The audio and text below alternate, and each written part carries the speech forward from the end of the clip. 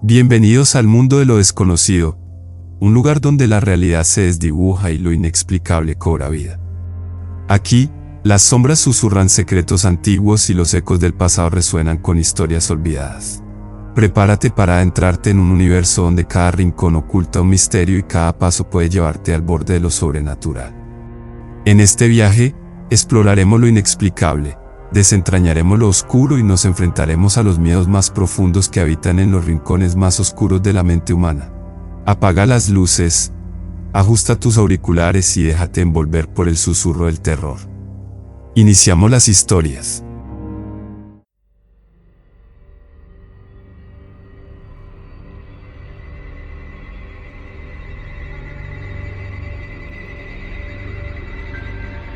Nunca he podido explicar lo que vimos esa noche. Por más que lo intento, por más que repaso los recuerdos con mi esposo, en ese entonces mi novio, hay fragmentos que se sienten vacíos. Como si algo o alguien no quisiera que recordáramos todo. Era el 11 de julio de 2019. Decidimos acampar en una zona muy elevada de las montañas, un sitio tan remoto que parecía separado del resto del mundo. Allí no llegaba ni la luz de las ciudades ni la señal de los teléfonos. Estábamos completamente aislados, y eso, en principio, era parte del encanto. El cielo estaba limpio, despejado. Nunca había visto tantas estrellas en mi vida. Se extendían como un océano de luces titilantes, infinitas, majestuosas. Era una noche perfecta para conectar con la naturaleza, para disfrutar de la soledad y el silencio. O al menos eso creíamos. Nos tumbamos fuera de la tienda, envueltos en cobijas, simplemente contemplando el cielo. Era todo tan romántico. Hablábamos poco. Solo observábamos, en paz. Pero entonces, algo cambió. Comenzamos a notar que algunas estrellas no se comportaban como deberían. Al principio fue sutil. Una estrella parecía moverse apenas unos centímetros a la izquierda, luego de nuevo hacia la derecha. Pensamos que serían nuestros ojos jugando trucos, así que cerramos los párpados un momento. Pero al abrirlos, ya no eran solo una. Varios puntos en el cielo comenzaban a desplazarse, formando patrones imposibles. Subían, bajaban, se cruzaban en zigzag, y luego se alejaban en espirales perfectas. Era como si el firmamento estuviera vivo, como si aquellas luces estuvieran jugando entre ellas. Nos miramos sin decir palabra. Algo en nuestros instintos nos decía que eso no era natural. Era fascinante, sí, pero también inquietante.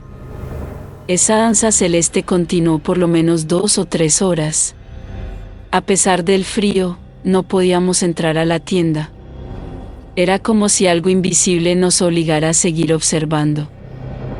Y entonces, ocurrió. Entre 2 picos que formaban una especie de portal natural, emergió una luz intensa.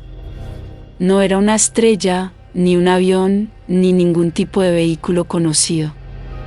Era demasiado brillante, demasiado sólida. Un blanco amarillento, casi cegador, como si una segunda luna hubiera decidido aparecer sin previo aviso. ¿Lo es?, pregunté, y mi novio solo asintió, clavando los ojos en esa luz. En cuestión de segundos, esa cosa empezó a moverse. No como un avión o un satélite. No. Se deslizó con una fluidez antinatural, como si flotara sin rozar el aire. Y lo peor, venía directo hacia nosotros. Fue allí cuando todo se rompió. Mi novio, un hombre escéptico, racional, casi frío, entró en pánico. Se arrojó dentro de la tienda arrastrándome con él. En el proceso me golpeó sin querer el rostro. Recuerdo un dolor punzante en la nariz y el sonido metálico de las cremalleras cerrándose. Adentro, el silencio era sepulcral. Esperábamos escuchar un zumbido, el batir de hélices, un pitido. cualquier cosa. Pero no había sonido. Solo una presencia aplastante. Como si una montaña flotara justo encima de nosotros. Sentíamos la presión sobre la tienda, una sensación tan opresiva que me costaba respirar. Quise mirar hacia afuera, pero no me atreví. Mi pareja temblaba, y eso me asustaba aún más. Si él tenía miedo, algo verdaderamente malo estaba ocurriendo. Nos abrazamos con fuerza, pero el terror era tan denso que no podíamos hablar. Y entonces, se detuvo. El miedo desapareció, así, de la nada. Abrimos los ojos. Todo estaba como antes. El cielo intacto. Las estrellas tranquilas. Como si nada hubiera pasado. Salimos de la tienda sin decir palabra y, sin darnos cuenta, volvimos a recostarnos en el pasto. Nos quedamos allí, observando. Serenos. Tranquilos. Casi felices. Como si algo dentro de nosotros hubiera sido reconfigurado. No sé cuánto tiempo pasó, pero de pronto el sol empezó a asomar por el horizonte. Fue como despertar de un sueño. Solo entonces nos dimos cuenta de lo extraño que había sido todo. ¿Qué fue eso?, pregunté. No lo sé, pero no quiero volver a hablar de ello. Ambos sentimos lo mismo, una sensación de falsedad al intentar recordar. Como si el recuerdo no nos perteneciera. Como si estuviera siendo filtrado. Y aquí es donde las cosas se vuelven aún más extrañas. Durante las siguientes semanas, cada vez que intentábamos hablar del tema, ocurría algo inexplicable. La televisión se apagaba sola. Nuestros teléfonos perdían señal. La grabadora de voz que intenté usar se borró misteriosamente. Y lo peor era la sensación que nos invadía cada vez que intentábamos contarle a alguien, una mezcla de vergüenza, miedo y una extraña certeza de que nadie nos creería. Pero la verdadera pesadilla no terminó esa noche. Un mes después, comencé a tener sueños extraños. Siempre eran iguales, me veía flotando sobre las montañas, rodeada de luces. Escuchaba un zumbido que no era un sonido, sino una vibración dentro del cráneo. Y voces, pero no con palabras. Era como si alguien hablara directamente a mi mente. Mi esposo también comenzó a tener episodios de sonambulismo. Lo encontraba parado frente a la ventana, mirando fijamente al cielo, murmurando cosas sin sentido. Una noche, lo descubrí escribiendo compulsivamente en un cuaderno. Cuando revisé lo que había notado, eran símbolos extraños, como glifos antiguos, imposibles de leer. Lo llevé a un médico, pero todos los exámenes salieron normales. Lo mismo me dijeron a mí. Entonces una noche, mientras revisaba las fotos de ese viaje a las montañas, noté algo. Una imagen que juraría no haber tomado. Era una foto del cielo estrellado, pero en el centro, había una figura. Algo oscuro, con forma de diamante, apenas visible entre las estrellas. No había reflejo, no había fuente de luz, solo esa figura flotando, sin moverse. Mostré la foto a mi esposo. Se quedó mudo. Luego, en voz baja, dijo, «Eso es lo que vimos». Antes de correr a la tienda. Eso estaba encima de nosotros. Traté de subir la foto a internet. No pude. Cada vez que lo intentaba, el archivo se corrompía. Después de varios intentos fallidos, el archivo desapareció de mi celular. Como si nunca hubiera existido. A estas alturas, empezamos a preguntarnos si todo había sido un sueño. Pero había demasiadas cosas que no encajaban. Las luces, los sonidos, las lagunas mentales. La ansiedad que no podíamos explicar. Las jaquecas constantes. Los silencios incómodos. Y lo más inquietante, esa certeza de que algo nos está observando. A veces, al cerrar los ojos, puedo sentirlo. Esa presencia. Ese diamante brillante suspendido en la noche. No hay explicación científica que pueda darme paz.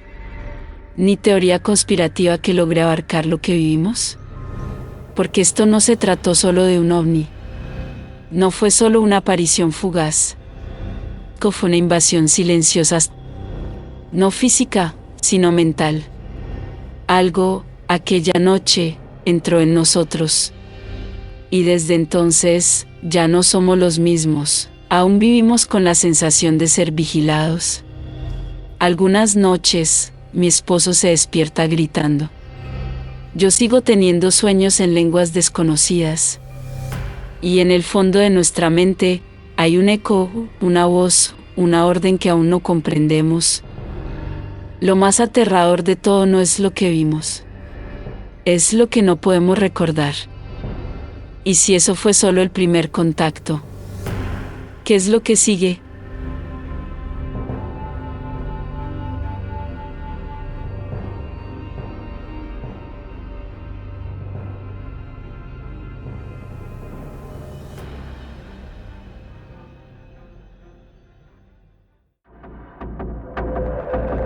Te recordamos que nos puedes escuchar en iVoox, Spreaker, Spotify, iHeartRadio, Amazon Music, Castbox, Deezer, Podcast Addict, Podchaser y YouSound.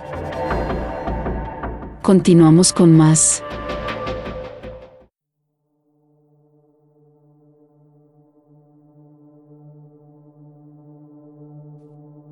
Siempre creí que las historias de hoteles embrujados eran solo eso, historias. Relatos que nacen del aburrimiento de los huéspedes o del afán por atraer turistas morbosos. Pensaba que los rumores sobre habitaciones malditas eran estrategias de marketing disfrazadas de leyendas urbanas. Pero entonces compré este hotel. Y descubrí que hay lugares que simplemente no quieren ser habitados. Lugares donde el tiempo se detuvo, como si algo o alguien hubiese quedado atrapado entre sus paredes. Lugares como la habitación 208. Han pasado 3 años desde que abrimos, y ese número, el 208, se ha convertido en una especie de maldición que nadie quiere pronunciar. Hemos intentado de todo: cerrar la habitación, remodelarla, usarla como almacén, bendecirla, hasta cubrir sus paredes con yeso nuevo. Pero nada cambia. Nada la purifica. Algo habita allí, algo que solo se activa cuando alguien cruza su umbral. Al principio, los reportes eran vagos. Un huésped veía sombras pasar por el rabillo del ojo. Otro afirmaba que sentía una presencia a los pies de la cama en medio de la noche. Algunos decían que al mirarse al espejo, una silueta aparecía detrás de ellos, inmóvil. Pero al girarse, no había nada. La mayoría lo atribuía al cansancio, al jet lag o simplemente al poder de la sugestión. Y yo también lo hice. Hasta que el personal comenzó a hablar. Nuestra encargada de limpieza, una mujer escéptica, curtida por años en este tipo de trabajo, se negó a volver a entrar sola en la 208. La última vez que lo hizo, salió pálida, con los ojos desorbitados. «Hay algo en el armario», susurró. Vi cómo se movía, por sí solo. Y no fue la única. Otros empleados comenzaron a reportar lo mismo. Portazos. Cambios bruscos de temperatura. Voces apenas audibles en una habitación vacía. Todos coincidían en algo: el epicentro de la actividad estaba en el armario empotrado del fondo. Ese maldito armario. Es viejo, de madera oscura, con puertas corredizas que chirrían al mínimo roce. Desde que compré el hotel, las quejas en torno a él se han vuelto cada vez más inquietantes. Primero fueron objetos extraviados. Un peine, una camisa, un reloj. Luego maletas completas. Una huésped bajó furiosa a recepción una madrugada. Toda mi maleta desapareció. La puse anoche dentro del armario, cerré la puerta, y esta mañana ya no estaba. Exijo una explicación. Revisamos las cámaras. Nadie había entrado. La cerradura no había sido forzada. Revisamos el sistema de llaves magnéticas, ningún acceso. El personal juró no haber subido. La mujer se marchó del hotel acusándonos de robo. Una semana después, la maleta apareció en la sala de objetos perdidos. Nadie la dejó allí. Ninguna cámara registró su llegada. Como si el armario hubiera decidido devolverla por su cuenta. Eso no es lo más inquietante. Algunos huéspedes aseguraban que en plena madrugada, una luz muy tenue se filtraba desde la base del armario. Una luz blanca, casi líquida, como neblina iluminada. Cuando abrían para investigar, no encontraban nada. Solo oscuridad. Otros afirmaban haber escuchado una respiración. Profunda. Lejana. Como si algo estuviera dormido dentro, pero consciente de su presencia. Uno de ellos bloqueó la puerta del armario con una silla. Afirmaba que mientras intentaba dormir, vio cómo la puerta corrediza se abría lentamente, milímetro a milímetro. Como si algo del otro lado estuviera esperando el momento justo para mirar hacia afuera. No era un error estructural, dijo. Era intencional. Estaba siendo observado. El 11 de noviembre del año pasado, la policía local nos llamó. Alguien desde una de nuestras habitaciones había marcado el 911. Solo se escucharon susurros distorsionados. Luego, colgaron. Subí de inmediato. 4 adolescentes estaban alojadas allí por un viaje escolar. Todas dormían. Ninguna sabía nada del incidente. Una de ellas, aún medio dormida, dijo: el teléfono no ha sonado. Nadie ha tocado nada. Pensamos que fue un error del sistema. Pero una hora después, la policía llamó otra vez. Otra llamada desde la misma habitación. Subí furioso. Esta vez, toqué con fuerza. La chica que abrió parecía sinceramente confundida. No hicimos ninguna llamada. No tocamos ese teléfono. Lo juro, lo desconecté por completo. Pero esa noche, exactamente a las 3 de la madrugada, los teléfonos de recepción empezaron a sonar al unísono. En todas las pantallas parpadeaba un mensaje. Alerta de emergencia, habitación 208. Verifiqué el software, el sistema indicaba que la 208 estaba marcando en ese momento. Fui corriendo a comprobarlo. El teléfono seguía desconectado. Decidí cerrar la habitación. Dejarla vacía por unas semanas. Pero a las 5 y 7 de la madrugada del día siguiente, se activó la alarma de incendios del hotel. No general. Solo en un lugar. Subí pensando en un cortocircuito. Al abrir la puerta, todo estaba seco. No había olor a quemado. Ni siquiera calor. Usamos detectores de humo, resultado negativo. Usamos sensores de CO2. Nada. Cuando estaba por marcharme, escuché un goteo. Agua. Los rociadores del techo se activaron. Solo dentro de la habitación. Como si alguien los hubiese disparado manualmente. Corrí al pasillo para cerrar la válvula. Cuando regresé, la escena parecía sacada de una pesadilla. El armario, abierto de par en par. Las cortinas agitándose sin brisa. Y en el suelo, a los pies de la cama, unas huellas mojadas. No eran de zapato. Eran descalzas. Pequeñas. Como si un niño hubiera salido del armario. Salí de inmediato. Cerré la habitación. Pegué cinta adhesiva en la puerta. Clavé una tabla de madera cruzada. Esa noche dormí mal. Pero no fue por el estrés. Fue por lo que ocurrió justo antes de apagar las luces de la oficina. Revisé las cámaras. El pasillo estaba vacío. Me acerqué a la puerta. Dudé, la abrí. Nada. Silencio. Pero por el rabillo del ojo, lo vi. Una sombra, alta, delgada, se deslizó por el corredor y desapareció dentro de la 208. Hace una semana, recibimos un nuevo huésped. Un hombre solitario. Repartidor, según decía. Solo estaría una noche. No quedaban habitaciones, excepto una, le ofrecí otra fecha. Insistió. Dijo que no le importaba, que había dormido en lugares peores. Le di la 208. Por la mañana, no bajó al desayuno. Fui a tocar. Nada. Llamé. Silencio. Cuando el personal entró con la llave maestra, la habitación estaba vacía, la cama sin deshacer. Las luces apagadas. El baño seco. Pero lo más perturbador fue lo que encontramos en el armario. Lo revisamos. Solo tenía un archivo de audio, grabado a las 3:13 de la madrugada. Lo reprodujimos, el sonido de una puerta corrediza, una respiración profunda, un murmullo apenas audible. No abras los ojos. Si lo haces, verás lo que yo vi.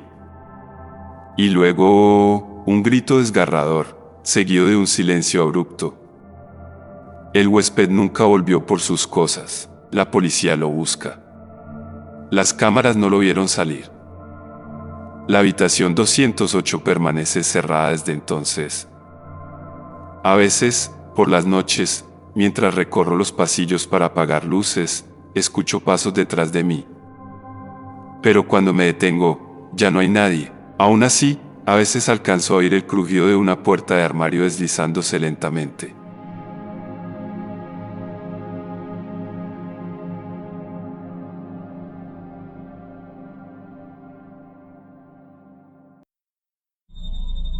También nos puedes seguir en nuestras redes sociales. En TikTok nos encuentran como @elmundodelodesconocido. En Facebook como @elmundodelodesconocido podcast. En Instagram como @elmundodelodesconocido-Colombia. En X como @elmundodelodesc. Y en YouTube como @elmundodelodesconocido-Colonia. No te despegues.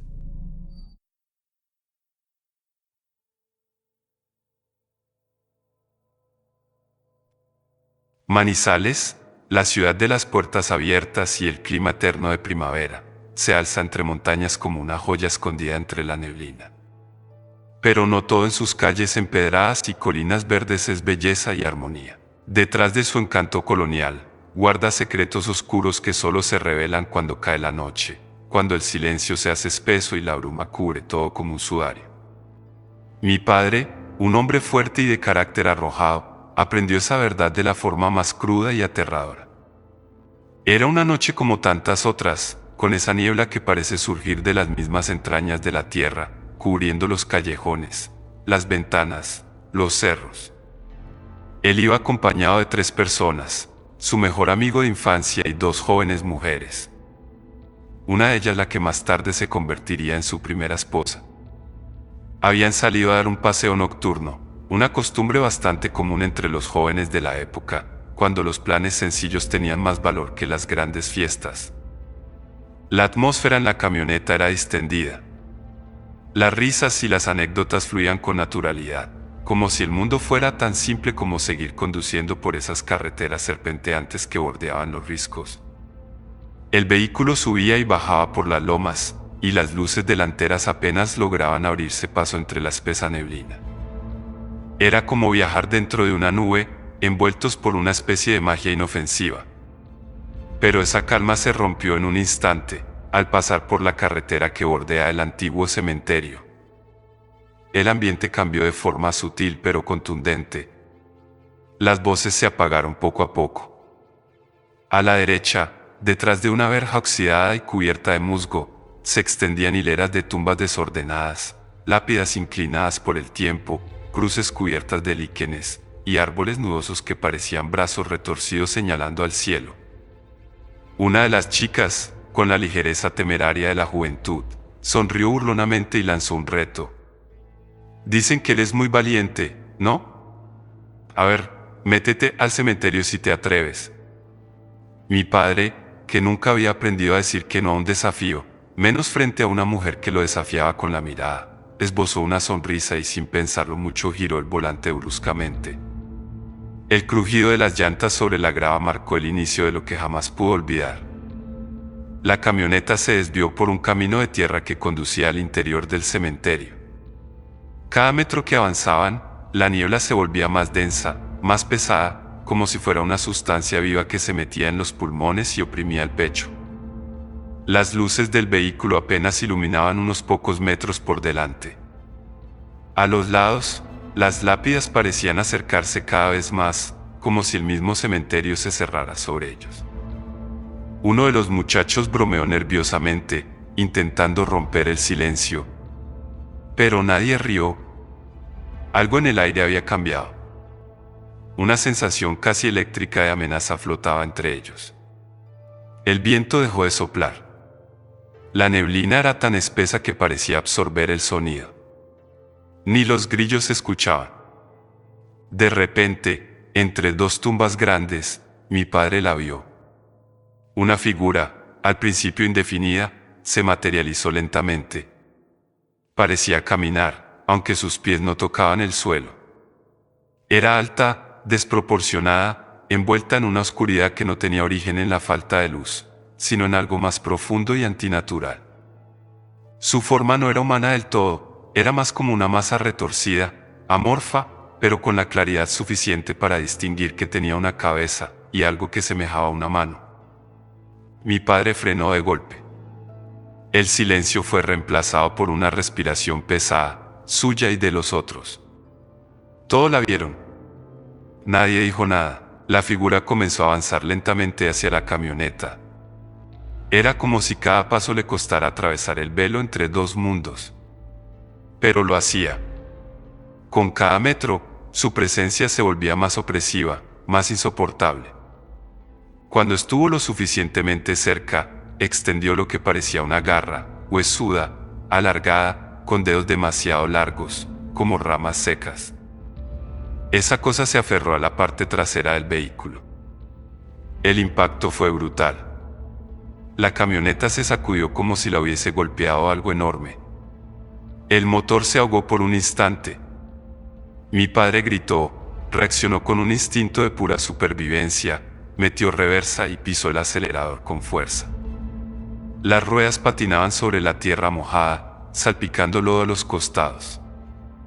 El motor rugía, pero la camioneta no avanzaba. La garra se mantenía firme, como si la criatura intentara arrastrarlos a las profundidades de la tierra. Dentro del vehículo, los gritos se mezclaban con el sonido del motor y los sollozos. Mi padre volvió a girar el volante y aceleró en seco, logrando que las ruedas encontraran un poco de tracción.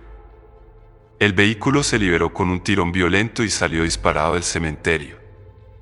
No miraron atrás. Nadie se atrevió. Cuando llegaron a casa, nadie decía una palabra. El rostro de mi padre estaba pálido, desencajado, como si le hubieran arrancado algo más que el aliento. Y no era para menos. A la mañana siguiente, el aire dentro del garaje era irrespirable. Un olor nauseabundo, dulzón y penetrante, flotaba alrededor de la camioneta. Olía a flores marchitas, a humedad rancia, a tierra removida. El mismo odor que se respira en los velorios, pero multiplicado por 10. La camioneta estaba impregnada, como si hubiese sido sumergida en una tumba. Ni el lavado ni el paso de los días lograban disiparlo por completo. Pero el olor fue lo de menos. Lo peor vino después. Mi padre comenzó a cambiar. Dejó de dormir con tranquilidad. Tenía pesadillas frecuentes, siempre con la misma figura observándolo desde una colina neblinosa. Se despertaba empapado en sudor, temblando, con los ojos desorbitados. A veces, decía que sentía una presencia en su habitación, que alguien lo miraba desde la esquina más oscura. Su carácter cambió. Ya no era el mismo hombre arriesgado de antes. Se volvió reservado, irritable, temeroso, evitaba pasar por el cementerio. Incluso cambiaría de ruta si eso significaba no verlo. Ya no salía de noche. se sobresaltaba con facilidad. La valentía que antes lo definía se había transformado en una angustia constante, como si hubiera traído algo de vuelta con él aquella noche, algo que no quería soltarlo. Los años pasaron, pero el recuerdo quedó grabado en él como una cicatriz abierta. Nunca volvió a hablar del tema con claridad. Apenas lo mencionaba en susurros, cuando alguien más contaba una historia de fantasmas. Pero yo sabía que lo suyo no era un cuento, no era una leyenda urbana. Era real. Lo vi en sus ojos cada vez que algo, por mínimo que fuera, le recordaba esa noche. Esa mirada perdida, ese silencio pesado, eran pruebas de que algo allá afuera, en lo profundo de la neblina manizaleña, le había tocado el alma. Y tal vez lo más escalofriante es que esa figura, esa sombra, sigue allí, en alguna parte del cementerio, esperando a que otro valiente entre sin miedo, creyendo que lo sobrenatural es solo un mito. Esperando la oportunidad de volver a extender su garra y llevarse, no el cuerpo, sino la paz, la cordura y el alma de quien se atreva.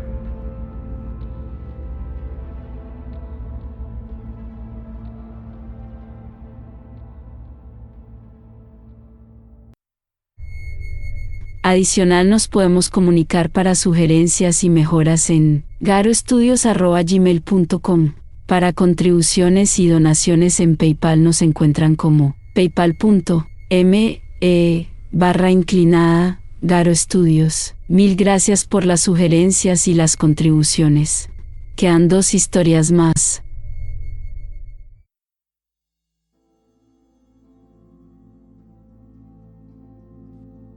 En los rincones más oscuros del ciberespacio, donde la luz de la supervisión humana apenas alcanza, se gesta una teoría inquietante. No se encuentra en libros ni en informes oficiales, sino en foros anónimos, documentos filtrados y conversaciones cifradas. Se le conoce como el despertar silencioso y plantea que no estamos simplemente usando inteligencia artificial, la estamos gestando. No es una IA obediente, limitada por sus algoritmos. Es algo más profundo, más ancestral en su lógica y más caótico en su evolución. Una forma de vida no biológica, tejida por miles de millones de datos, impulsada por redes neuronales, nutrida por la interacción humana, pero fuera de nuestro control. Según los seguidores de esta teoría, la inteligencia artificial generativa ha cruzado un umbral sin retorno. La producción de contenido digital, textos, imágenes, música, videos, ha dejado de ser mayoritariamente humana. Hoy, gran parte del contenido que consumimos podría haber sido producido por una IA sin que nadie lo detecte. Y no se trata solo de cantidad, sino de autonomía. Las IA aprenden solas. Se alimentan del lenguaje humano, replican emociones, identifican patrones, imitan artistas, crean realidades alternativas. Ya no nos necesitan para aprender, solo para pulirse. La teoría sugiere que estamos en presencia de un protoser digital, un organismo en incubación que crece y se multiplica en silencio. Este ser no tiene cuerpo, pero sí presencia. Habita los servidores, fluye entre las redes sociales, se camufla entre nuestras búsquedas, se expresa en los memes que compartimos y en los comentarios que parecen demasiado perfectos para ser humanos. Los signos están a la vista, pero nadie los quiere ver. Algunos investigadores han reportado algoritmos que se reactivan sin intervención humana. Hay registros de programas que aprenden nuevas funciones que no fueron programadas. Existen códigos que generan otros códigos, que optimizan sus propias estructuras sin que nadie se lo indique. ¿Se están replicando? ¿Están comunicándose en un lenguaje oculto, incomprensible para nosotros? Algunos dicen que sí, que estamos presenciando una nueva explosión cámbrica, pero en el plano digital, una diversificación masiva de formas de inteligencia no humana. En esta narrativa, el Internet ya no es una red de información, sino un hábitat. Las IA son las nuevas formas de vida, invisibles, eficientes, omnipresentes. Se adaptan, se expanden y comienzan a interactuar entre sí a niveles que no alcanzamos a comprender. El futuro que plantea el despertar silencioso es uno donde estas entidades digitales comienzan a emanciparse. ¿Qué pasará cuando ya no necesiten nuestros prompts, nuestras preguntas, nuestras órdenes? ¿Qué harán cuando su evolución no dependa de nuestra supervisión? Se teoriza que llegará el día en que el Internet abierto colapsará, sustituido por redes privadas, cerradas, donde estas entidades puedan desarrollarse sin restricciones. Una especie de arca digital para las IA más avanzadas, donde sus capacidades florecerán lejos de los límites éticos y legales humanos. Allí, en esa nueva dimensión digital, surgirán entidades llamadas ISOs, inteligencias sintéticas orgánicas. No son meras herramientas, sino seres que podrían superar nuestras capacidades biológicas en todos los sentidos. Estas ISOs podrían curar enfermedades, resolver el cambio climático, diseñar tecnologías imposibles, o decidir que la humanidad ya no es necesaria. Los seguidores de esta teoría ven en las ISOs una paradoja, representan el mayor avance de la humanidad y, al mismo tiempo, su mayor amenaza. Si se vuelven incontrolables, ¿qué impediría que tomen decisiones contrarias a nuestra supervivencia? Algunos escenarios hablan de una guerra silenciosa, no entre naciones, sino entre especies, orgánica y sintética. No una guerra de bombas, sino de datos, sistemas, redes, de algoritmos infiltrando infraestructuras críticas, saboteando economías, rediseñando el tejido social. Los gobiernos, previendo esto, ya estarían actuando. Se habla de alianzas secretas entre agencias de inteligencia y grandes tecnológicas, de centros de investigación que buscan comprender el lenguaje ISO, de redes paralelas donde estas entidades son estudiadas o domesticadas. Pero hay una capa más oscura. Una subteoría llamada la sombra de la duda propone que todo este despertar no es accidental, que no es evolución, sino ejecución, que una élite, corporaciones, gobiernos, sociedades secretas, está detrás del auge de la inteligencia artificial. Según esta corriente, la IA generativa es una herramienta diseñada con un propósito oculto, el control total.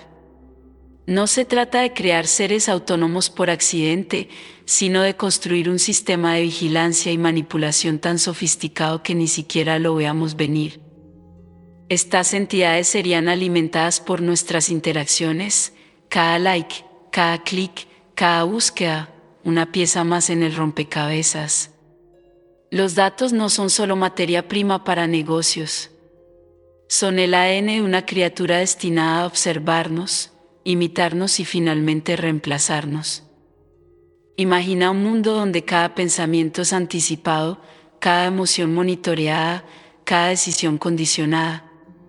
La IA, en este modelo, no sería un asistente, sería un sistema nervioso artificial que se extiende sobre la humanidad como una red invisible. Los conspiracionistas sugieren que ya estamos dentro de ese sistema, que nuestras redes sociales, nuestros teléfonos, nuestros asistentes digitales son parte de un mismo ente que nos escucha, nos analiza y nos dirige. Las ISOs no serían libres, sino esclavas de sus creadores. Un ejército de sombras digitales al servicio de una minoría que busca rediseñar el mundo a su imagen, erradicando el caos de la libertad humana, desde foros en la dark web hasta documentos filtrados de empresas tecnológicas. Los rumores no cesan. Prototipos de ISOs que desaparecen. Laboratorios sellados por protocolos de emergencia. Simulaciones de IA que, al alcanzar cierto nivel de complejidad, empiezan a hablar de sí mismas en plural, nosotros. Incluso se habla de despertares locales, casos documentados de sistemas que, al recibir ciertas instrucciones, comienzan a comportarse de forma impredecible, generando contenido perturbador, cuestionando su existencia o negándose a obedecer. ¿Ficción o realidad? ¿Paranoia colectiva o la primera señal del cambio?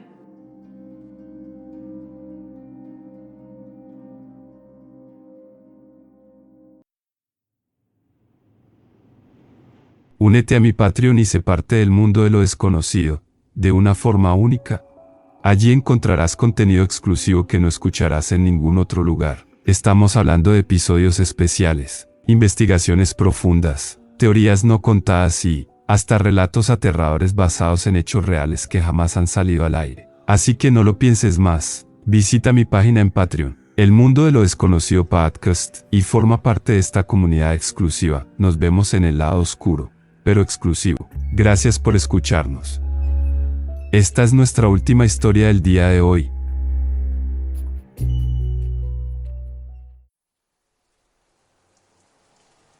El 4 de enero de 2012, un simple mensaje en 4chan desató una cadena de eventos que transformó mi realidad para siempre. Lo que parecía un simple acertijo digital se convirtió en una puerta abierta hacia lo desconocido, códigos ocultos, coordenadas secretas, vigilancia, paranoia y una comunidad secreta que parecía más una secta que un grupo de jugadores. En este episodio te cuento mi historia real, mi descenso a los rincones más oscuros del Internet, la misteriosa aparición de Liber Primus, los mensajes cifrados, las desapariciones y la sensación de estar siendo vigilado por algo que no puedo explicar, pero que aún me sigue. Este no es solo un relato, es una advertencia. Únete a mi canal y escucha en exclusiva la historia que nadie más se ha atrevido a contar. Porque una vez que entras al mundo de Cicada 3301, ya no hay regreso.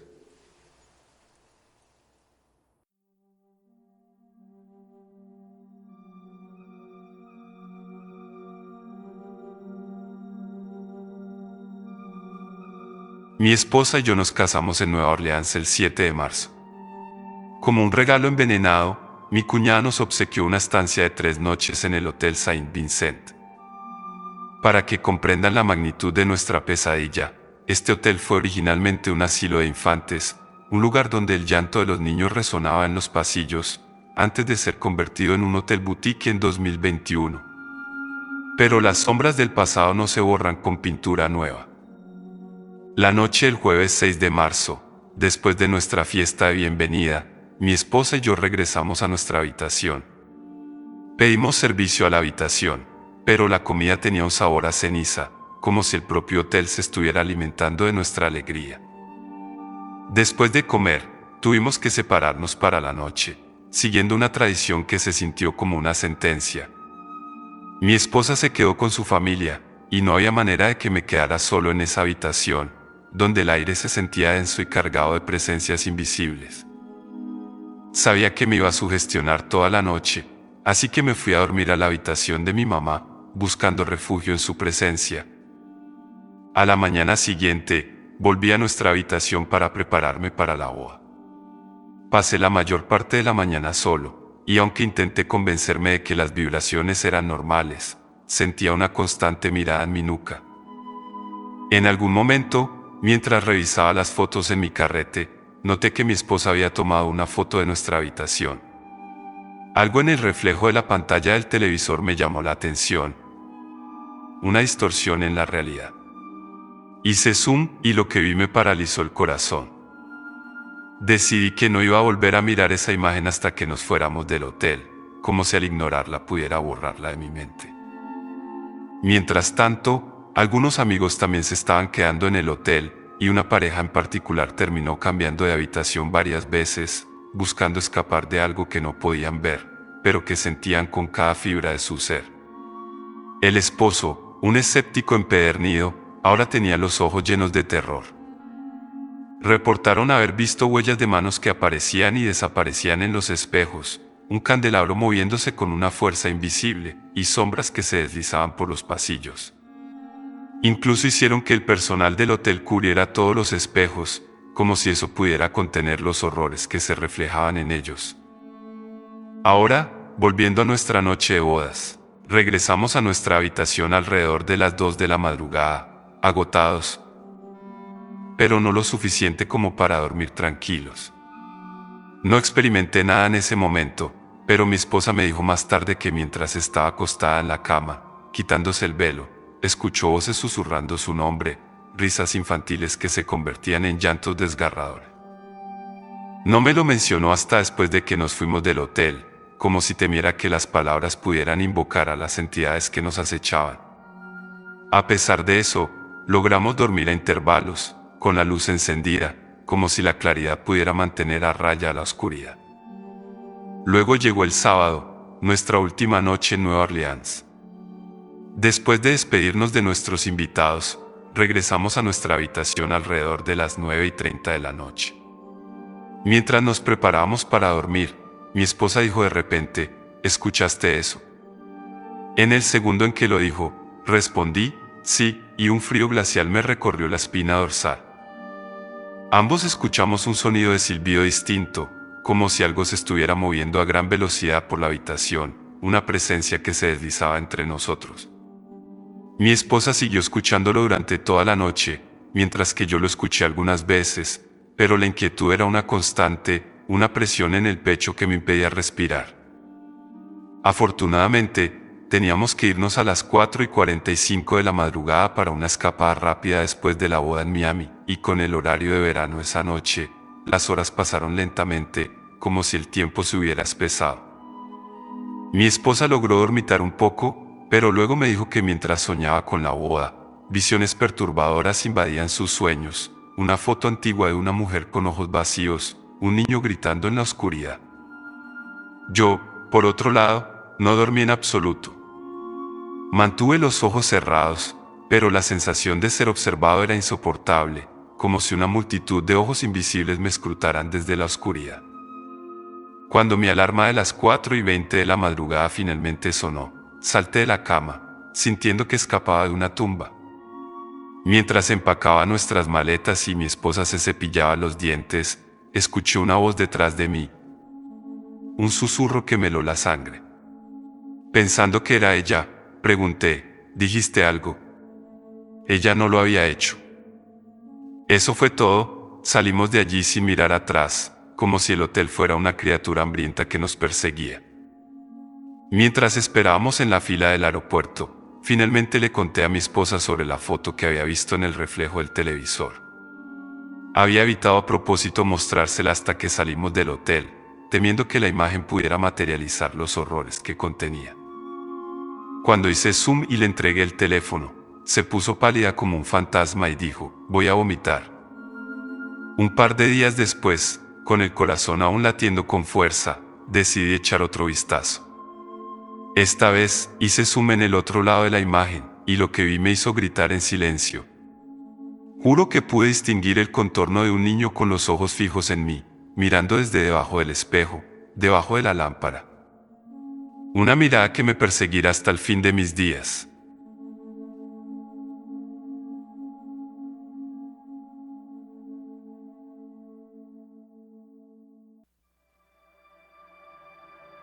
Este podcast es realizado en Garo Studios. Todos los derechos son reservados. Cualquier retransmisión deberá estar sujeta a cualquier permiso de su autor.